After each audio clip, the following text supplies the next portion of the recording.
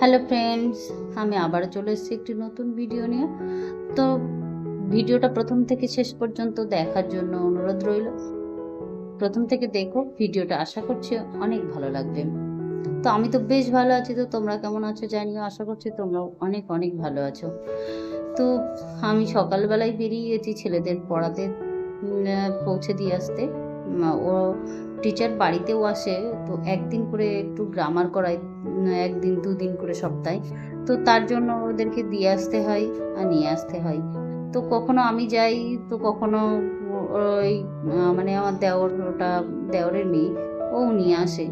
তো যাই হোক, আমাদের এটা হচ্ছে বয়েজ স্কুল। তো এই স্কুলেই আমার ছোট ছেলে পড়ে, আর বড় ছেলে অন্য স্কুলে পড়ে। তো যাই হোক, আমাদের স্কুলটা ভীষণ বড়, আর আমাদের বাড়ি থেকে বেশি একটা দূরে নয়। তো যাই হোক, আমি কথা বলতে বলতে দেখো আমি প্রায় পৌঁছে গেছি ছেলেদের পড়ার ওখানে। আর পড়তে দিয়ে আমি আবার পেরিয়ে মার্কেটটা করে তাই বাড়ি যাব, কারণ বাজারটা আবার আসবো পুনরায়, তো একবারে বাজারটা করে নিয়েই যাব। তো আমি সব নিয়ে এসেছি। আর এই যে পড়তে দিয়ে এসে বাজার করে আবার চলে এসেছি কালীবাড়ি, আমাদের পাশেই কালীবাড়ি। তো কালীবাড়িতে আজকে যেহেতু দশহরা পুজো দিতে এসেছিলাম। তো পুজো দিয়ে আমি আবার চলে যাব বাড়ি, গিয়ে রান্না করার আছে। আর আমাদের আজকে যেহেতু রান্নাটা লেটে হবে, অনেকের এই দিনে রান্নাই করে না, ভাতই রান্না করে না। আমরা রান্না করি কিন্তু 12টা-1টার পরেই, লেটে রান্না করি। তো যাই হোক, যাদের যার নিয়ম তারা তেমনভাবেই পালন করো। তো যাই হোক, আমরা কালীবাড়ি পুজো দেওয়া হয়ে গেছে।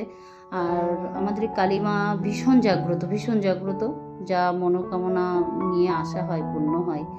তো যাই হোক, মায়ের কাছে একটু আরাধনা করলাম, যেহেতু ওর পাপা বাইরে থাকে, যেন ভালো থাকে সুস্থ থাকে, এটাই কামনা। আর আমার এই ব্লগটা না অনেক আজ ছোট, একদম মিনি ব্লগ হয়েছে। তো ব্লগটা কেমন লেগেছে দেখে তোমরা কমেন্টে জানিও। আশা করছি ভালো লেগেছে তোমাদের। আর যদি ভালো লেগে থাকে লাইক কমেন্ট শেয়ার করে দিও। আর যারা নতুন বন্ধু আছো তাদেরকে অনেক অনেক স্বাগত আমার নতুন চ্যানেলে।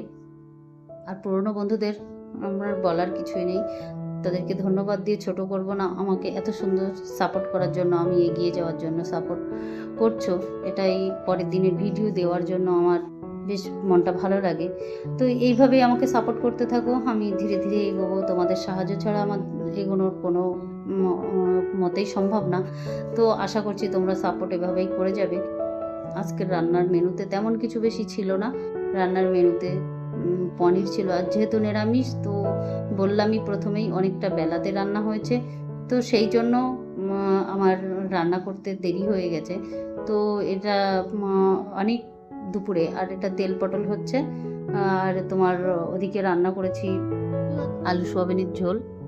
আলু সোয়াবিন আর 2-4টা পটলও দিয়েছি, কারণ পটলটা খেতে সোয়াবিনের সঙ্গে বেশ ভালোই লাগে, তার জন্য। ঠিক আছে, তাহলে আজকের ভিডিওটা বেশি দূর এগোতে পারলাম না।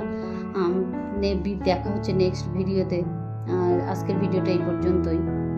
তো ভিডিওটা কেমন লেগেছে অবশ্যই কমেন্টে জানিয়ে যেও একবার।